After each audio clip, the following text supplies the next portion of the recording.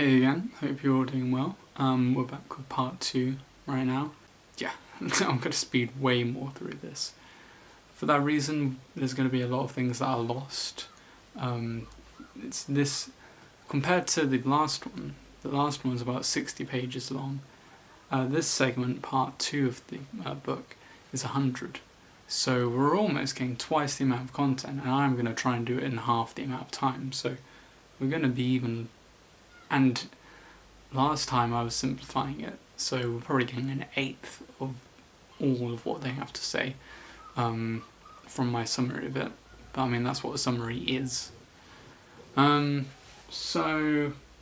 I guess we'll just get back into this. So now that we've actually done we've gone over elementary reading and we've gone over the inspectional reading, they're then going to take us into the analytical reading, the proper, actually, meat of the book, where all the arguments and, I suppose they're arguments, but all of the kind of ideas and the rules that you should follow according to them should be done to read the best you possibly can do. And in order to fully complete analytical reading, just like with inspectional reading required 2 steps. This one instead requires 3 steps. There's 2 stages, there's kind of 3 stages, but I've grouped the first 2 together into stage 1 because you're kind of meant to do them at the same time. And yeah, I don't want to kind of say that you have to do stage 1, you have to read through the whole book, and then you do stage 2 next, and then read through the whole book. Because at least for me, that's just a bit too time-consuming. So I'm going to view these as kind of one stage, but 2 parts to it that kind of happen simultaneously a little bit. And so I've divided it up into, there will be 1A and 1B, and then 2, which is criticism. So 1A is doing the structural outlining of the book. This is being able to look at its main points and kind of main ideas and just lay them out in its main parts that it is made up of. 1B is interpretation, and this is where you interpret the work. This is where you look at its arguments, its propositions, and its terms, and you see how these terms fit together to make the propositions, and then how the propositions come together to make a conclusion, and then that overall thing is the argument. And we're also then going to go on to the final one, which is stage 2, which is kind of sandwiching these 2 bits together in the criticism stage. I've slightly edited what they've said to give you the 12 rules for reading, just because I thought that was, funny. Crazy, isn't it?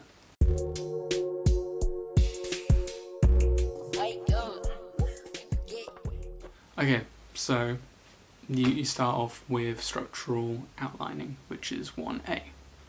Now, this one and the next one each require 4 rules, and the last one sort of has 4 rules as well. You can think of it, with the 12 rules for reading. Each stage is divided up into 3, and so we have 4 rules that we follow.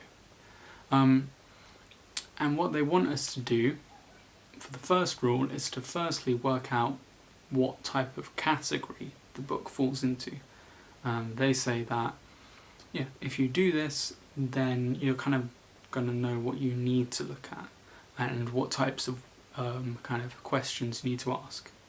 Because if you're reading kind of a history book, you're probably not going to ask the same types of questions that you'd get in a mathematics book. Now later on, in part 3, they look at the individual types of books, and so this is just then we know what type of book we're dealing with, and then so later on, when part 3 we look at those, all the different types of books and how to read those, it's slightly editing analytical reading for us to be able to do that, if that made sense. I don't feel like it did, but I hope it did. Yeah.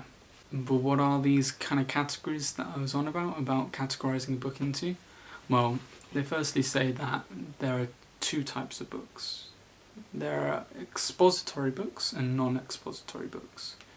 Expository books are the type of books that you'll read where they're kind of very much trying to get you to think a certain way, or trying to kind of put forward a certain argument. So a history book about, I don't know, the First World War is very much focused on the First World War. And it'll probably be on a specific part of that, or it may be on the kind of trying to give a total body. Science book will be about that certain thing studied in science. Expository books are therefore books that are kind of created with a very explicit intention, and you'll be able to kind of pick up this intention. And this is compared to non-expository books, or works, texts. And these will be things that are a bit more ambiguous. So a storybook, while it might have some morals, and you might be able to view it as an expository book in that way, on the other hand, they're more kind of vague, and they're not trying, I don't know. I hope you kind of get what I mean, because they're just kind of a bit less focused on certain things, and there's lots of different things that people can bring out and interpret and take as the kind of message of the book, or there can be multiple messages. The second way that they divide it up is within the category. So we've got books here, and then we've got on that side expository books, and on that side non-expository books. Now the non-expository books we're not really dealing with at the moment, because the majority of books are going to be expository ones, and especially if we're trying to learn new things and we want to remember loads of stuff, which is usually why we read books, if not for the pleasure of it, which belongs more so to the second type, but I mean you can still have pleasure in reading the other one. But the second category is a distinction within expository books. In expository books we have the practical books, and we have the theoretical books. Theoretical books are books that are trying to explain how things are. They're looking at trying to put together a theory about how something works, how something is, something's nature and the way it performs. This is, for instance, seen a lot in science, where you're just trying to explain how something is. You're not trying to say what you're meant to do, or you're not trying to say whether it's good or bad. You're just trying to explain what it does, and that's all they're meant to do. Another type of book would be a philosophy book, because unless it's an ethics book, or if it's a book in political philosophy, it's most likely going to be, say, like a metaphysical book, or epistemological book, and these are far more concerned with just kind of trying to deal with how things are.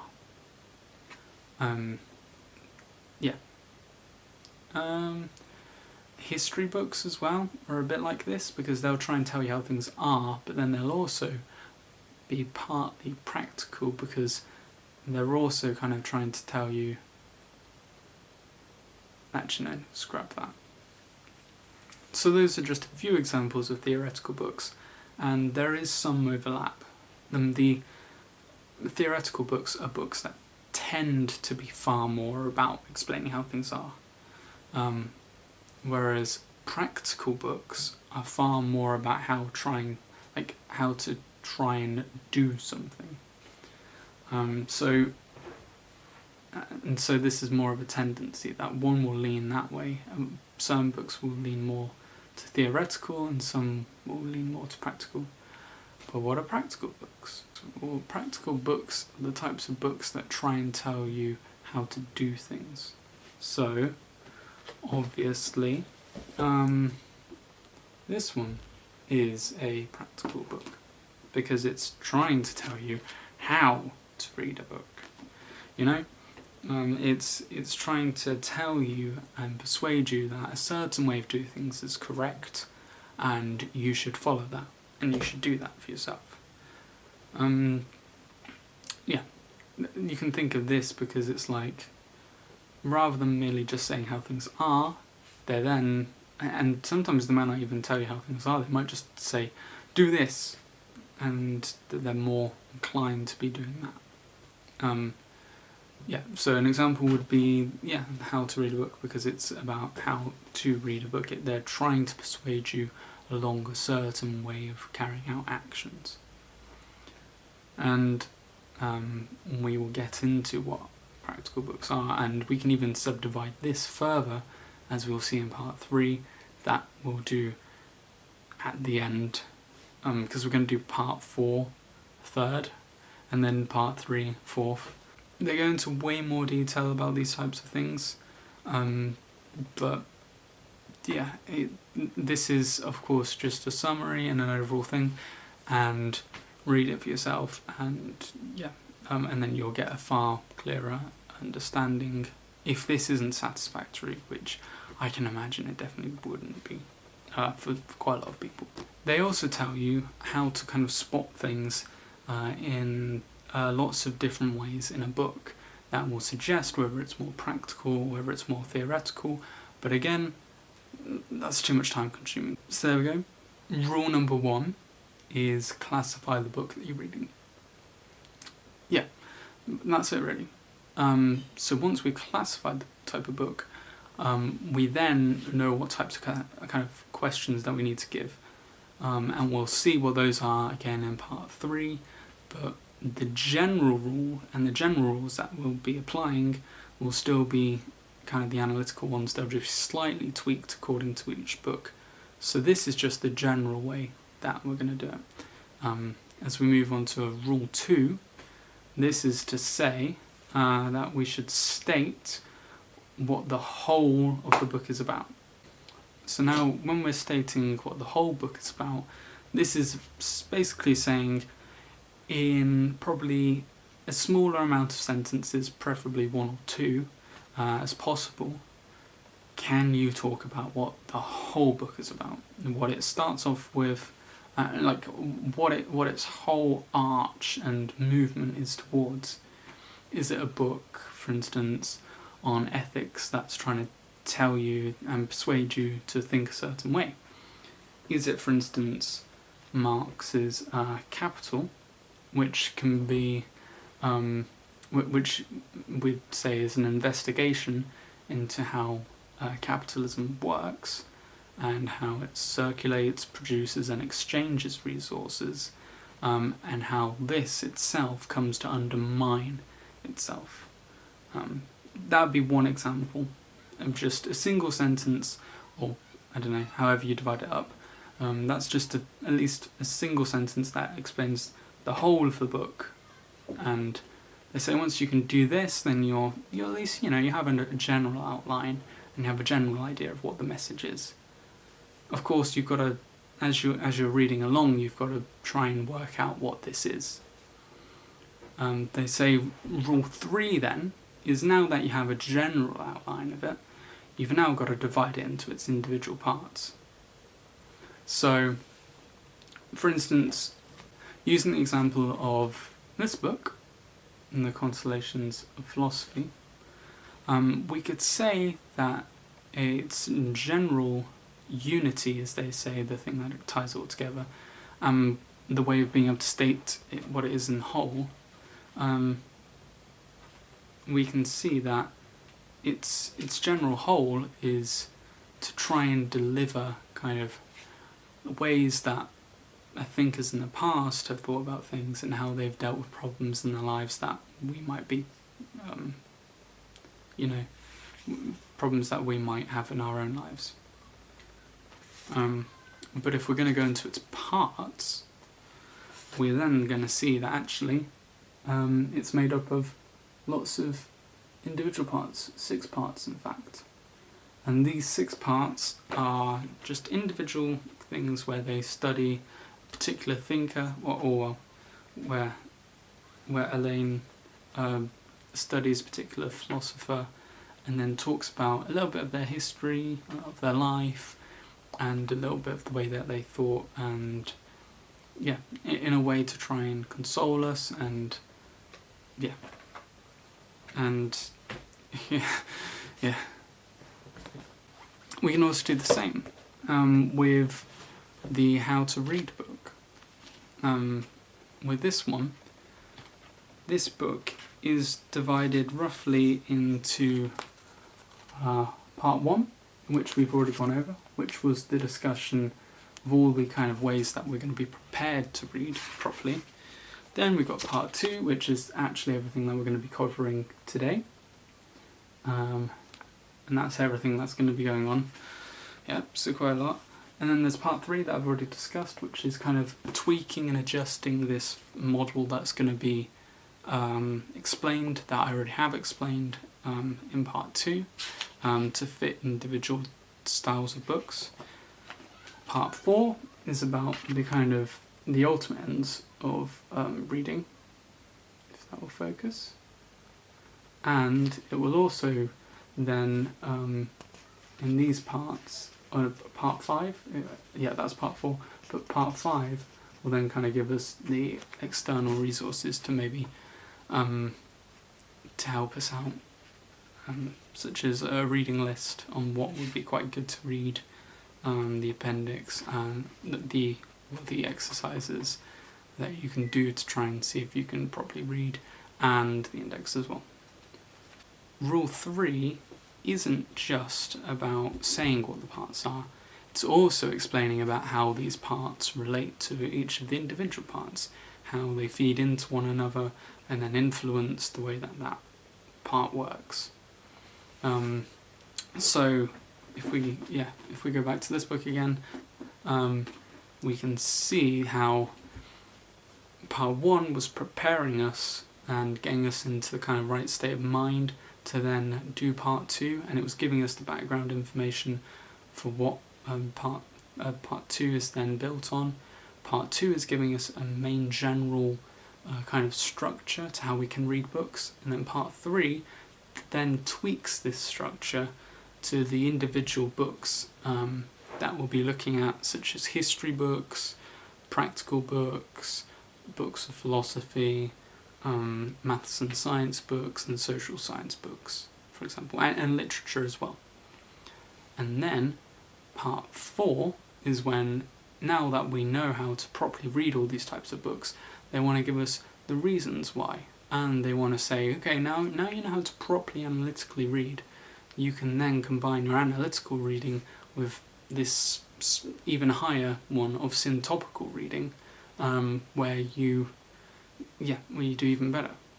And so it's almost like slowly they're building this up and building our knowledge up, taking us slowly up a kind of mountain of being able to read, along the way giving us countless examples that I just haven't spoken about, and that's great.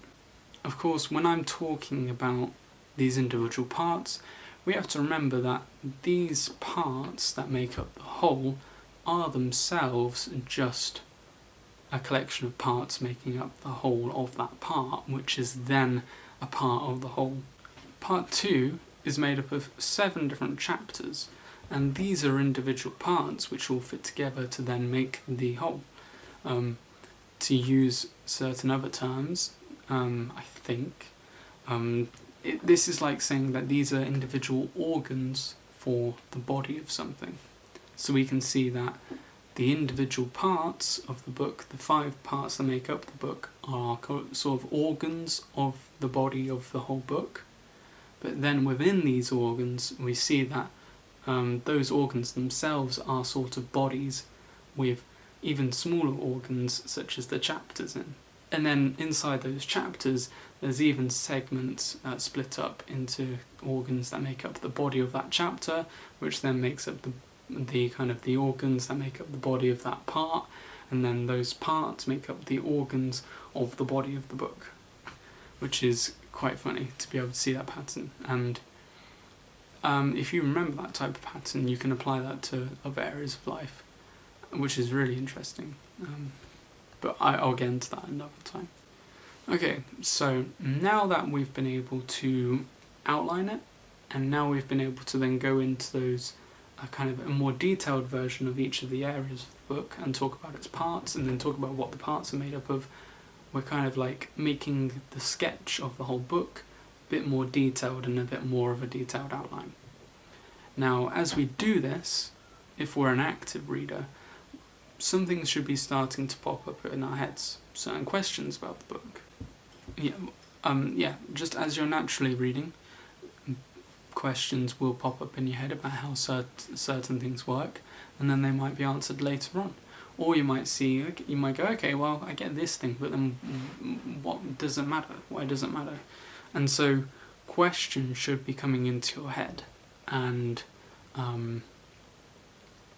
you'll also realise that in order for the book to actually reach this end point that it says that it's at, it's got to kind of, unless you're already persuaded about it, it's got to give you reasons for those like kind of statements and reasons for why it says that it's going to get, or this certain thing ends at that part, if that makes sense.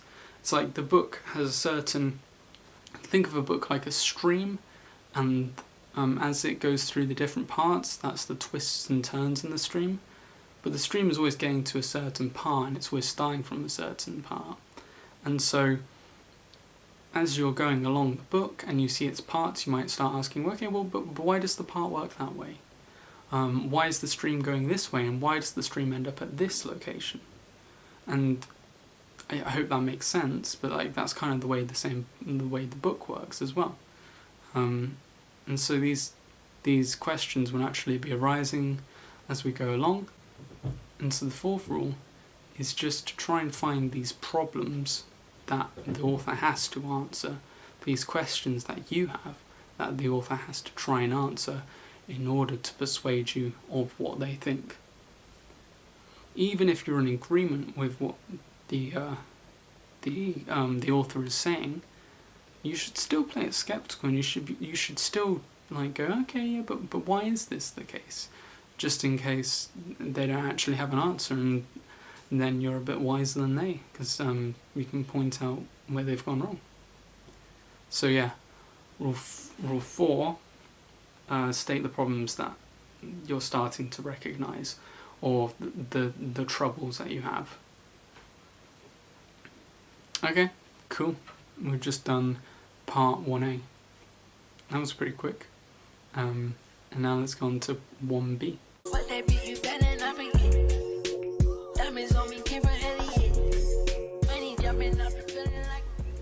Okay, so after about a year of just kind of putting off this video, it feels like at least, I eventually was able to get to editing it, and then it turned out I've lost all of the footage for the part 2 of the 3 parts. So now I'm just going to redo that. Okay, so we've done the part 1 of the structural outlining. We've seen that firstly we want to try and box it into a particular genre, so we know what we're kind of expecting when we're going to go into it. Obviously there might be, certain books which can't fully be categorized like this, so that might be maybe a problem. But at least we know what we're getting into. At least we know what the particular types of questions that we want to ask, and the types of problems that the author is going to have to overcome, I don't know. Okay, no, never mind. But now, yes, we're on 1B, which is the interpretation. So, in the previous one, firstly worked out the classification of it, then we moved down to thinking about what the overall book was actually about within that kind of classification, and then we would then look at the parts that made it up, and how they all related to one another to bring about the thing. And then we then asked about the problems, like, what are the things that the author has to think about. I know I just sort of said that, but I just wanted to reinstall that in your mind. So this way is about looking at the largest way that we can interpret the book, and then slowly and slowly building closer and closer to the singular things that makes it up. 1b, interpretation, is about looking at those singular things and then seeing how they connect together to then make us have the broader structure. This first rule, rule number 1, is find the author's keywords. Now the authors say that these keywords, they're called just terms, and terms are the different, they're just essentially like words or processes or just essentially singular words. They could be people, places, things, processes, environments. They could be any of these things. But what will make them kind of distinctive keywords for the author will be because they have a particular role in the book. If you've got a book about dogs, then dog is going to be a kind of key term because it's a word which is very specific for that book. Another example could be, for instance, in philosophy, the way philosophers use the word knowledge is very, very specific, because there's a whole brand of kind of philosophy, which is epistemology, which is all about knowledge. And so philosophers would typically use knowledge in a different way than most everyday people will use it. So that's knowledge itself in a philosophy book would be a term. In a book by anarchists, then they will use the term the state in a particular way, which is kind of quite specific. And if you interpret these words differently to how the reader and the author intends you to, then you're going to derive different kind of, because these are like the founding words that lay out the rest of the book and what it's meant to be explaining. If you interpret these wrong or maybe differently to how the author intended, then you're not going to fully get the author's message. Now terms can be pretty obvious, like with the example that I gave with the book about the dog. Of course the term dog is going to be like very obviously part of that book. And just the same way that inequality, and the way that, for instance, Danny Dorling uses it in his book, it's going to mean a particular thing. It's going to be inequality of a specific thing, and that's going to be a term which essentially like animates the book.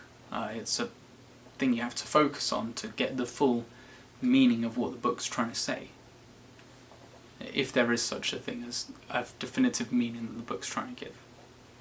Another example would be obviously in Marx's wage, labour and capital, value, price and profit. Each of those are obviously going to be key terms. That's kind of really obvious. But other ones, such as labour power, is a very key one as well.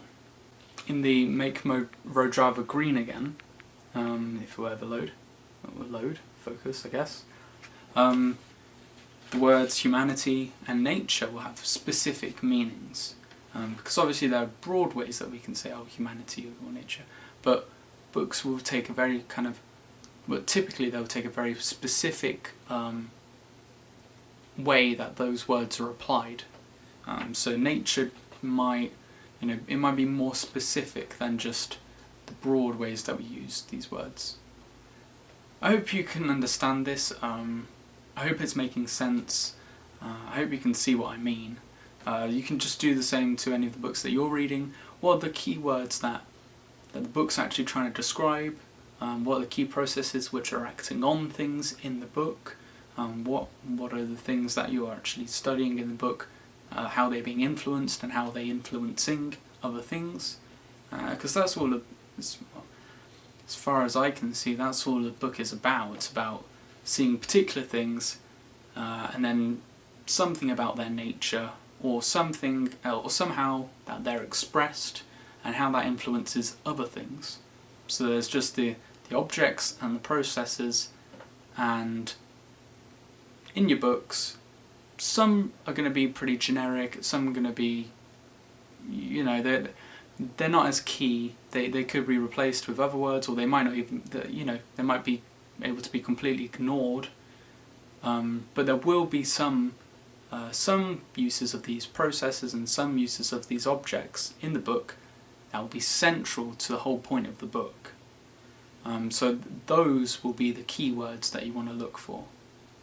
The good news is with this is that typically authors will make these key terms pretty obvious. They might repeat them, they might put them in italics, they might make them bold or underline them, or they might, as I said, they might repeat them, and so you'll probably be able to grasp this.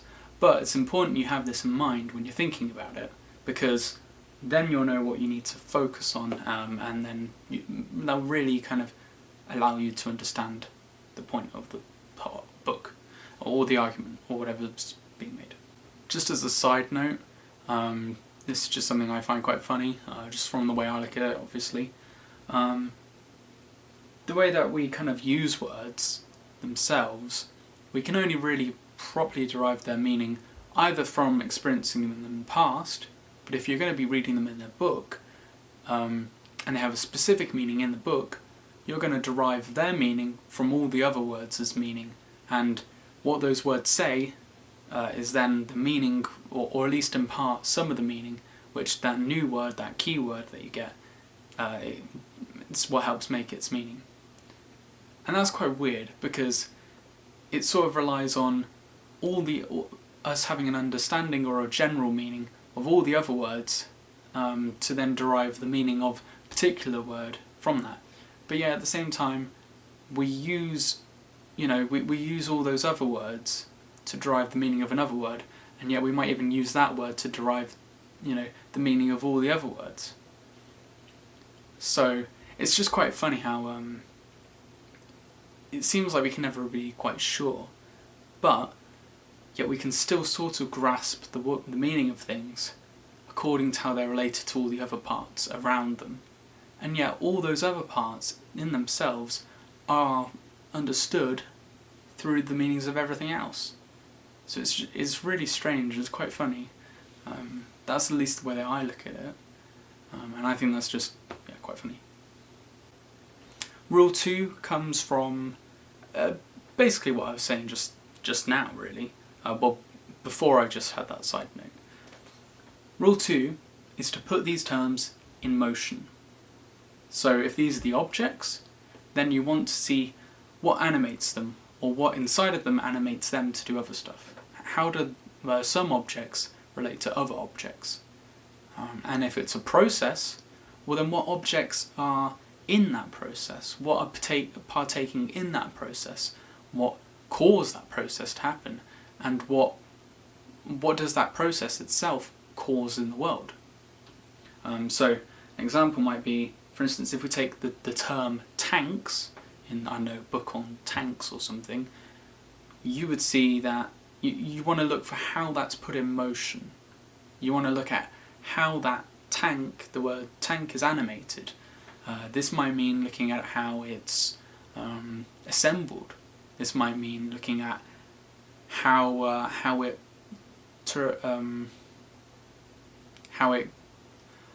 I forgot the word, but goes along the ground, how it's transported, or how it what damage it does potentially, or how much damage it takes, or all these different, how it's exploded, or how it explodes other things, or that type of stuff. You want to see a particular term and how it's put in motion in the context of everything else. That was just one example of an object, but if, I'm going back to this one, nature itself, well, you could interpret nature in two ways. It could be a process or an object. Obviously, this is only one way of looking at how things are animated. You might even look at things as if things are just both objects and processes, but that's a whole other thing.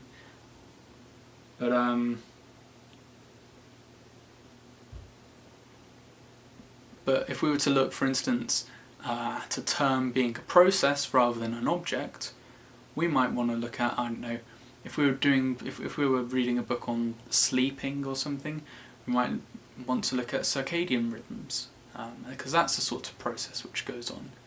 And we would want to see, okay, how's that term animated in the book? So what objects go through the process of a circadian rhythm? What does that circadian rhythm have an effect on those objects? And all that type of stuff. Because this way we see how the book is animated, how all the terms, objects get mixed together in processes and how they develop something else. In this way we know how something is explained. Rule 3 from this is to say, okay, so we've seen how typically in sentences or in paragraphs, we've seen how things are animated.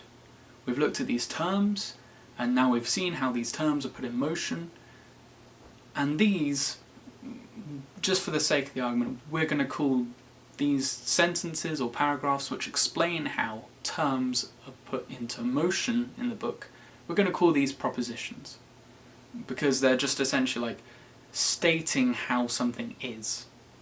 They're saying, this thing acts this way according to these other stuff, or this certain thing.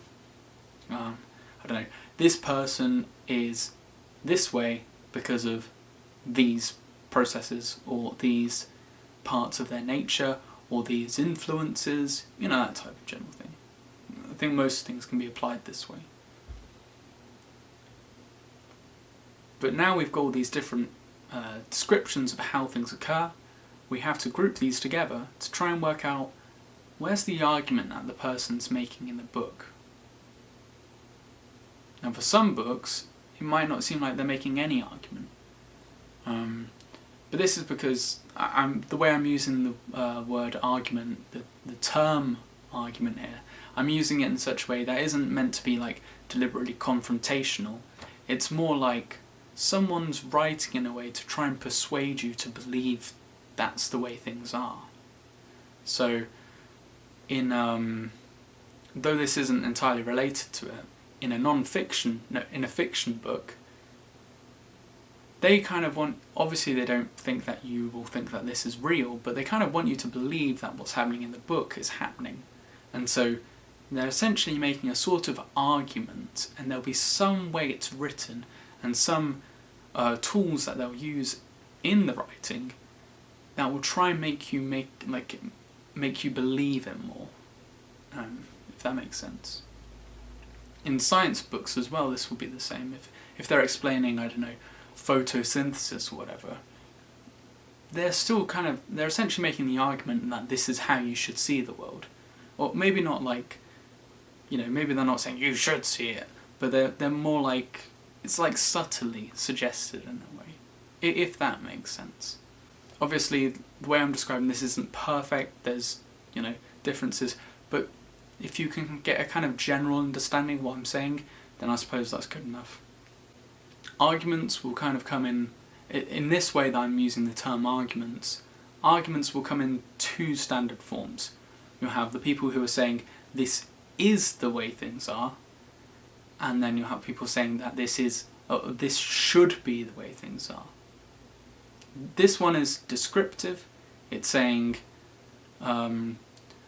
look, I'm just describing how the world works, and I'm, through my writing, going to try and persuade you how this process occurs, how these terms are put in motion, and how all these different propositions that are constructed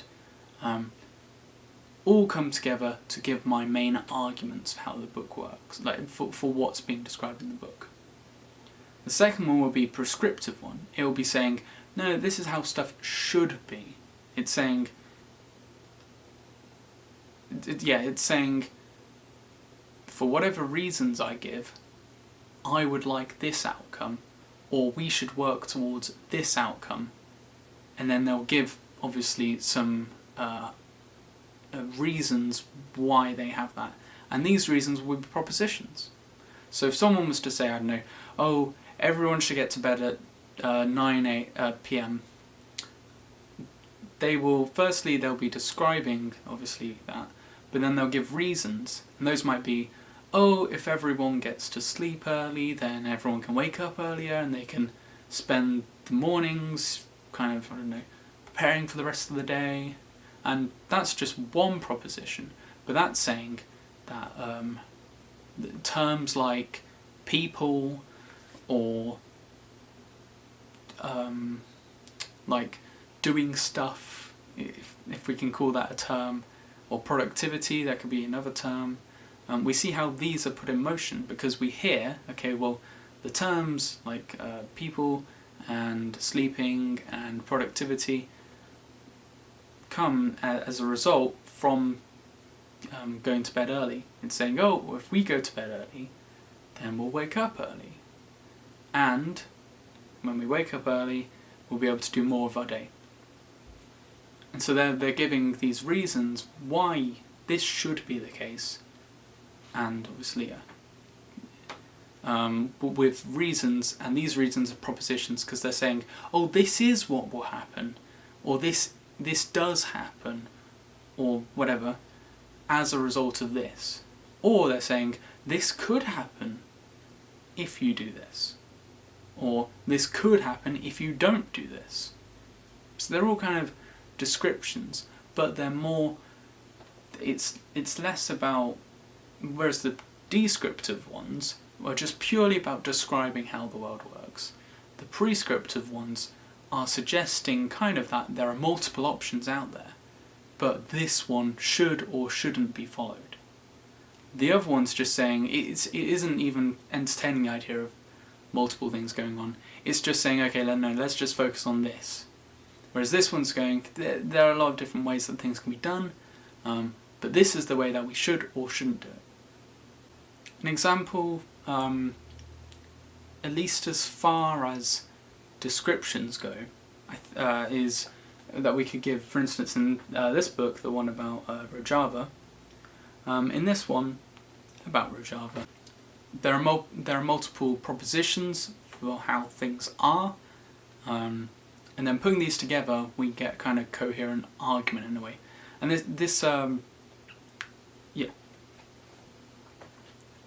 So with this example, they use terms like food, dependency, nature, humanity, transport, relationship, and then these terms will be put together in such ways to create a kind of basically like a story.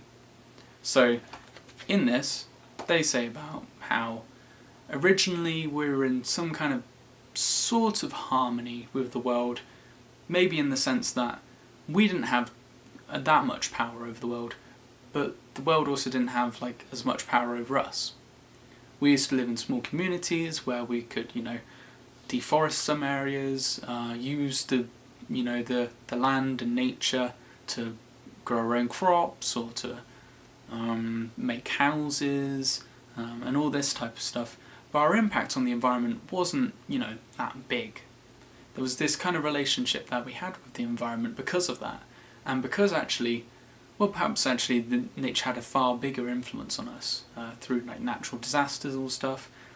Because of that, we had this kind of relationship where we actually cared about nature, and we were like, hang on, we should essentially develop a relationship with nature. That means that we're on the good side of nature because we don't want to die. And perhaps this is maybe arguably where kind of ideas of spirits come from, where nature itself is seen to have characteristics. It's seen to have, whether these are anthropomorphic or something else, it's where we actually believe that nature is a living, breathing thing. Then they say, as we improved our technology, our transport, our communication, we've come to kind of dominate nature more and more. And as a result, we're kind of not really seeing nature as that influential in our lives anymore. We can cut down, hundreds of acres of the Amazon rainforest, and we don't really feel the consequences anymore. Now, obviously, we will, and we do, through natural disasters and through climate change, which is really going to fuck us over in long term. But at the moment, we don't see the immediate effects, and so nowadays we just see nature as literally just an object. It hasn't got any characteristics, it doesn't develop, it doesn't have, its own nature, its own autonomy. It's just seen as just this thing that's just there for us to exploit. And so those are just kind of maybe 2 or 3 propositions that I've just said. The ones about how we used to live, about the development of humanity, and then now, like how we live now. And those are 3 propositions which come together to tell us the story, at least according to this, and my reading of it, which is super simplified, obviously. But those just 3 propositions come together to tell us the story of, a really brief story of nature and humanity and their relationship between the two of them. From there, they might, I think obviously they do then give some prescriptions to how we should live, or they might say, if we want to return to a more harmonious relationship with nature, where we aren't messed up by nature, but neither is nature messed up by us, they're going to then prescribe some ways that we get to that. And through that we see that an argument is made. There's probably a set of 4 propositions that have just been made. The one about how we used to live, the one about the transition to how we now live, and then the prescription to how we could live in the future. And putting those 4 propositions together, we get one coherent argument. Another example could be, I said the proposition, I am hungry. A sandwich would rid me of my Hummer. A sandwich would rid me of my hunger. I've eaten a sandwich. Therefore, my hunger's gone. Now those are just 4 propositions that have just been stated there. They each describe certain things and they animate those terms. So, for instance, the term I is given an animation. It said, oh, I'm hungry. And so that's animating what you think of as I. It's then talking about food, and it's talking about the sandwich and how that would enter into the process of me to rid me of my hunger. So that would influence my animation in some way in the world. It's then giving us descriptions. Oh, I have eaten it, so that is the case. And then it tells us the process of, therefore, my hunger's gone. It's telling a story and it's animating the different terms that are used, and whether subtly or blatantly, it's showing us a kind of argument. Because with that we can infer, perhaps if you're hungry, eat a sandwich. Those 4 propositions are put together to make the argument. Whether it's stated subtly, just through inferring it from there, or whether it's just blatantly written, where it says, oh, therefore we should do this, or therefore that is the way it is. That's it. And the final rule for this section is rule 4, which is using these arguments that we've now just seen that are in the actual book. Do those arguments overcome the problems that we also found in our structural outlining? Because if we remember, in the structural outlining, the final rule was to look for what problems the author has to overcome. What are the things the author's going to have to convince us of to make us believe that their way is right, or what they're saying is right, or what they're describing about the world is correct. And this is the final one, because this is saying, okay, so we've now looked at the propositions which make up the arguments. Now, are those arguments, which contain those propositions in, are those arguments that have been made, are they good enough to solve those problems that were in the book? Are those problems that are in the book ones that now we feel satisfactory knowing? Has the author done a good enough choice of their arguments to make us not have these problems, to make us not feel like there are problems with the book anymore? This one is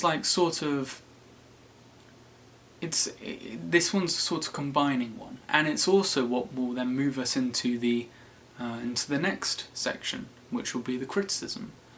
because now this gives us an understanding of both the structural outlining, which was all about all of that stuff, and it was eventually about getting to the problems that the author is going to have to solve. And then, with this interpretation model, we've been able to find out what the arguments the author has made. Now, if we can resolve the problems that we have with the solutions that the author makes in the arguments, and they can resolve each other, well then, the book's done a really good job. But obviously there are going to be a lot of problems that we find in the book that we need to overcome, or the author needs to overcome, and there are going to be a lot of arguments that the author also makes to resolve these problems. The place here now is to say, okay, now how many of these were resolved? Which ones were resolved? Which ones were left out? And that type of discussion will come in the criticism.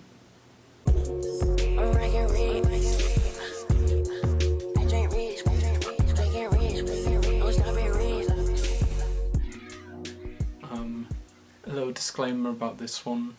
I recorded some of this and then some of it hasn't saved and some of it has, and so I'm re-recording another bit of it, and some of this will be mixed in with that other stuff that was missing. So then we'll have stuff that's from now and probably stuff that was from the past. And it might seem a bit weird. I think I probably ramble a lot more in the past than now, but I'm a rambly person, so perhaps it's just the same anyway. But yeah, moving on to the third section, we've now still got a set of 4 rules. Now these ones are a bit more loose, but yeah, I was the one who packaged them into the 4. In the book it isn't really presented as much like this, but you can do the same translation and see how I came to package this as 4 rules. But yeah, so the first one, which would also be rule 9, but it could be rule 1 just for criticism, that is, before you even start criticising, make sure you've done all the other rules first. Make sure that you've done them to the best of your ability, because you're going to rely on your execution of all of those rules for your criticism. If you've done them lazily, your criticism is going to be lazy. Obviously you could have a random spark of just somehow being amazingly correct, but the chances of that are pretty low, and in fact they might actually, chances of getting something like that might improve if you actually do the hard work and you actually do these questions and you actually, you follow these rules. This second rule is essentially just to be a fair kind of reader. Give them the doubt, give them the benefit of the doubt. So what I mean by that is, if they say something and you're not really sure how it would work out, give them the viewpoint which seems like it's the most effective for their argument, because then you actually only build a better argument, rather than try and misinterpret them in a lazy way, or interpret them in a lazy way and then be able to knock down their argument because you might have strawmanned them. Instead, steel-man them. That's the term. It's about trying to find the most concrete and best way of making their argument, and then analyse that. Now you could blend this into the first one, or you could just see this as the second one. That's up to you. Rule 3 is to actually just speak your mind. This is where you can be as brutally, honest, and really don't hold back when you're criticising. Just say it all, and say it all with complete fairness. But don't hold back anything. If you think that there is something that's wrong, don't just hide behind, mocking them as a person. Actually really address what it is, really hone in on it, because also you'll come to then understand, through articulating your feelings, you'll come to understand why you even believe the thing you do. So don't hold back, just go for it. But how should you criticise? Like, that's the question. What are the techniques that we can use, and what are the ways that we can critique? Well, the authors give 3, and then a sort of 4th one. Number 1, you can look at where the arguments that the authors make are uninformed. This is when there might be a factor that the author hasn't actually taken account of. And because of that, the conclusion that they've reached is one that's completely different to if they'd actually, factored in this factor. So this is like, I don't know, if someone was to say, oh, actually no, screw that, I'm not going to try and make any argument, any examples of arguments, but you get what I mean. If someone, I was just going to go and try and make an example. Okay, well, I will make an example. If someone was to, I don't know, talk about the water cycle or something, and they left out that clouds exist and are part of the water cycle or something, now that would be a major factor, that would be a major part in their conclusion about how the water cycle occurs. And so that would be an example where the author is being uninformed, or uninforming you, or whoever's reading it, because they're missing out really key factors which, if they were included, would completely alter their actual arguments that they've made. 2, you can look at where the author is misinformed or misinforming. This is just when the writer is just saying falsehoods. They're misleading us. They're bringing information to us that's just false. And obviously that should just be called out because it is false. And 3, you can point out where, okay, so even if the arguments that are being made, even if they're not uninformed, so they don't leave out any factors that actually might influence the thing. 2, they're not misinformed or misinforming, because everything they say actually does seem like it's true, and it's something that actually seems believable and correct. It's verified, and all those things that we use to work out what truth is, whether it's true or not. Even if all the information is there, and even if they haven't left out any information that would factor into it, they can still be wrong if the information that they use don't link together correctly. Now this is when someone's being illogical. And I'm not going to get into it now, but if you Google, and if you're watching something like this, you might have already done this, but if you just Google logical fallacies, those are examples where people are being illogical when they're arguing something. When they're bringing their propositions up, and they just don't line up, the one doesn't lead to the other. And so there's, I just can't be bothered to get into it, and this video is probably too long anyway to get into it. But where they're being illogical is where they're using, it might not just be exclusively this, but it's certainly where they're using logical fallacies in their arguments. So go and look that up, just logical fallacies. Now the 4th one that was there is, it's not a criticism, it's more if you feel like there is something that they're missing out talking about. This isn't uninformed because you don't fully know the context. You don't fully know what they're uninformed about, but it is where you kind of have some kind of, you feel like something's off a bit. And this is where you want to go, maybe this book, or maybe these sets of arguments, or this text which gives these arguments, maybe it could be a little bit better if it just, if it deals with this kind of area, because this might have some influence on the rest of it. So you don't concretely know that is the case, because if you do know it is, then you can say that the book is misinformed, or it's uninformed, or it's illogical. due to this other thing. But if you don't really if you vaguely know that, and you don't really see how it concretely affects the book, but if you can see that it might impact it in some way, then you can say this fourth sort of criticism. Now this isn't like the other ones because you can't concretely say, this is the case. You're being vague at the moment, but it's still something that's worth, people learning about, because it only improves their knowledge. But the other three are very, very concrete. These ones are when you know something is the case, and you can just go full out on them. Obviously, it's probably gonna be better if you don't use just insults to the person, but instead you just discredit their work. And it just seems being nice is better than being horrible to people. I think you get further just being nice than being a dick to people in life.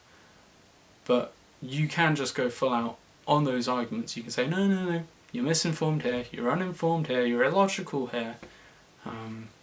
But with the other one, it's more just like you have a little hunch. But you can't accuse them of anything properly. So there's those three that are the concrete criticisms you can give, and then there's this one which is sort of like a vague one. It's like, oh yeah, but maybe this should be thought about. Now the authors say that actually, if they fulfill all these three, and this one isn't there, so. By what I mean by fulfill is if they pass these, if there isn't anything logical, if there isn't anything that's missing, and if there isn't anything which is just falsely wrong, then they say that if you're going to be committed to your intellectual ventures, you're going to have to just go with what they say. Now this obviously doesn't mean that you have to stick with what they say for the rest of your life, but it does mean that you have to commit to their viewpoints, because they're solid, really. And obviously you might read other books which then actually kind of debunk these other views, or you might read other things that completely change your worldview, but for that moment you've got to trust that book is it's solid. But obviously if you come across anything which then starts to discredit these things, which starts to point out where it's uninformed or misinformed or illogical, then obviously you can return to it and go, alright, this is bullshit. But they're saying, if you're going to be intellectually honest, you've got to follow it till the end. You've got to come to some belief in it.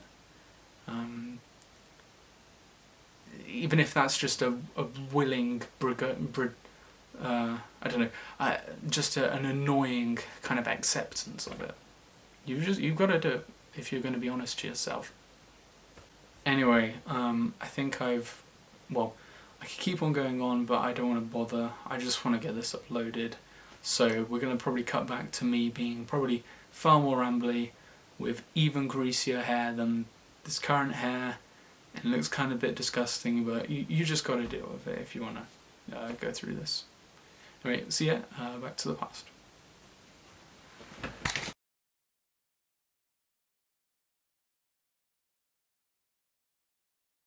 And that's stage 3 done, or 2. And now you've got 11 rules that we can go through in a minute. But before we go through those 11 rules and then add on the 12th one, it would be quite good to then say how any of this kind of relates to what I told you to remember about the a.h.i.s. Because if you remember, there's a.h.i.s, which is what the book is about, how it addresses its points, is it true, or is it wholly true, or is it impartially true, is it partially true, and then so what. 1A relates directly to A. Oh no, yeah, funnily enough. And that's because that one's asking you what's the book about. And well, that's exactly what we did in 1A. We went through the whole book, we explained all of its kind of parts, we explained its overall route and destination, and what it's actually meant to be about. H was how, and it was how does it get across its content, through analogies, diagrams, and all that stuff. And these are all the reasons, these are all the arguments that are given. And so we did that in 1B. We talked about how to interpret the work, and we worked up our way of interpreting the work, and we worked out all these reasons that were given for why the particular thing was, and these are the things that answer how everything is, how the statements are backed up and all that stuff. I is answered by the criticism in the stage 2, because in stage 2 we say whether or not actually these arguments that were given were sufficient enough to actually allow us to accept what the book said would happen, in a way. And I hope you can see what I mean by that. And then that brings us to the 12th rule, which is part of the final one, that if you've read a book and you've covered it extensively and you've criticised it now, you can now see how this would reflect in the time that it was written, or even in the modern day, and you can start applying it and seeing how it would maybe work in the real life that you live in, or in its contemporary time. Now, with this, you might also need to start reading syntopically, perhaps, which is the 4th level of reading, which we'll get to next time. But this is the 12th rule, which is for you to then see how this applies to your life, or applies to their life, and how it's consequently affected lots of people down the ages. This is when you almost finish the book off for itself, in a way. It's where you've eaten it, and now you can start, you've chewed through the book, you've said all the good and bad things about it, and now you're starting to talk about its consequences. And so that's the final thing for you to do, is to then talk about how it has any effect on the world. And so, yeah, in answering all of those, you should be able to then answer the 4 questions. And if you keep this in mind, and for me, I've written a note about this on a notepad, and I hope you can see that, and I hope that you might not be able to read it because it's my handwriting, but that's what I've written out. I've written all of this out in notes, and you could do the same as well. Here are the 12 rules, and hopefully that's where they link up to each of the parts there as well. Yeah, and that's it. And as long as you remember those, and you remember how to do those, you're going to be fine, and you're going to be a pretty good analytical reader. There is, however, one more chapter to this part of the book. They do talk about how to use other books if you really have to. If the book's too much, you will ultimately have to open up a dictionary or a textbook or an encyclopedia or any other source, or maybe another kind of textbook. Yeah. And so they do talk about this, and they talk about this in great detail, and if you're interested, then I'd recommend reading the book, because it's probably the most boringest part of the whole of the book I've read so far, and I do not care to even comment on it. So if you're interested in any of that, go and read it. It's, yeah, I don't know, I just didn't find it that interesting, and I don't really care to tell you guys about it. Sorry, but not sorry.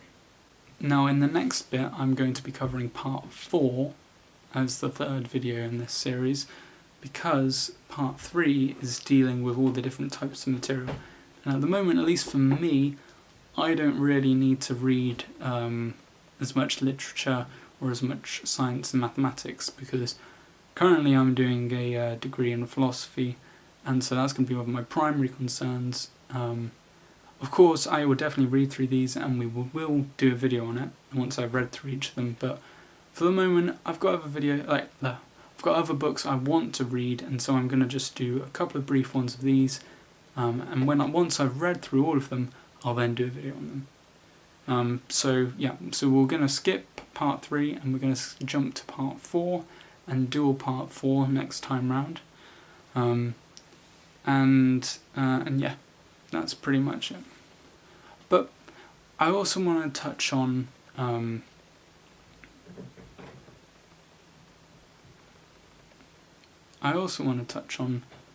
how I've experienced reading the book and stuff, and probably why maybe it'd be good for you to read it as well, if you fancy doing so.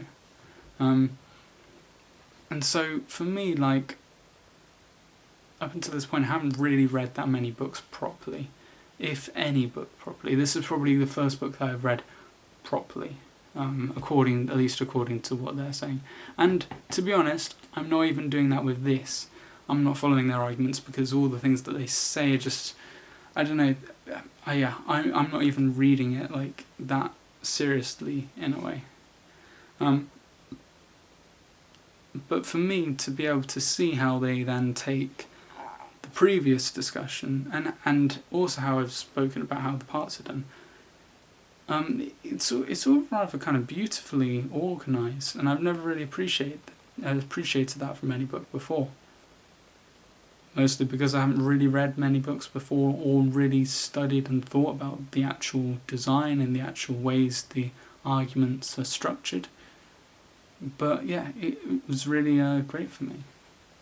The book is certainly sluggish in times, and it can certainly go on and on. The book is certainly sluggish in areas, and it can go on, and it can feel like you get through about maybe, it feels like maybe even a tenth, like there could just be a tenth of the whole book there, just stating the things. And you could probably even just have the book just slightly explain each of the rules, and then that'd be it.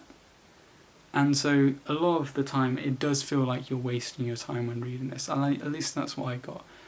But at the same time, it's kind of nice that they actually do put this amount of detail in.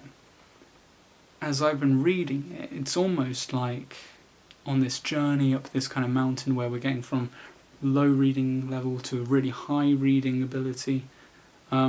It's like they're giving small examples and discussing things, and just almost like being a companion on a trek up a large mountain, kind of taking you through really gently each step of the way to make sure that you're able to get there. And that feels really empowering.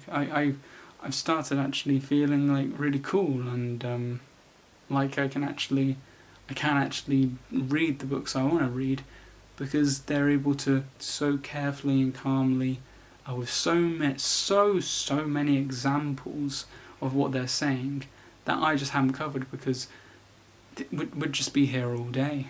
I think the main point is that, yeah, it doesn't matter how grand or how breathtaking or how long your walk is going to be. If you can't even take the first step in that walk, then you're not going to get anywhere. And it doesn't matter how great you think it is or how great you plan it, you've got to be able to take those steps. And that's what they do here. They really comfort the idea in being able to walk this journey, and really give a lot of hints and a lot of help, and really just companions, being able to teach you how to slowly take these steps towards reading great books. Now, the experiences I talk about, they might ultimately just be something that I feel. You might read this book and might not get these experiences at all, and that's fine, obviously. But yeah, you might be able to get something out of this. And so if you do think that this is kind of interesting in this way of being able to kind of get you in that mindset, that actual way of thinking about reading, which then kind of helped me out in the way that they prepare the work, you might find it worth reading and having your time spent on it. So if you are, just go out there. You can buy it, obviously, like on Amazon or your local bookstores probably, or you can buy it on things like Hive, or if you live in the UK, or Abe Books, because they're quite good. Or yeah, I don't know, you know all the places. And I'll also include a PDF of it that you can get online from the Internet Archive as well, if you want to get it for free, obviously. But yeah, probably, at least I'd say, at least in my opinion, it's nice being able to have a physical book that is my own, that I can just scribble in and I can just completely ruin and it not have to be given off to anyone else. Though I guess it will be ultimately, because I'll probably give it to a charity shop at some point.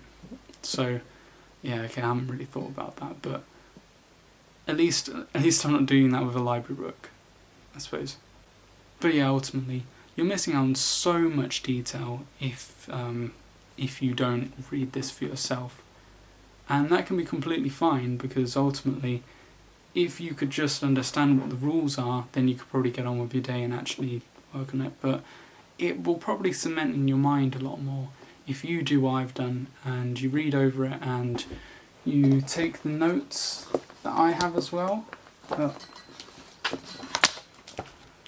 I've been doing, because I've been taking so many notes of all of this, and I think it's really helping to just keep it in my mind. So much so that when I came to actually write the script for this, for the most part I could just regurgitate out all of the main points without even thinking about it, which is pretty great. So yeah, so read it if you do think it will be beneficial for you. Yeah. That's the end of the video. I hope that you have a nice day, and I hope that you can do what you want with this information that will make yours and everyone's lives a lot better. See ya!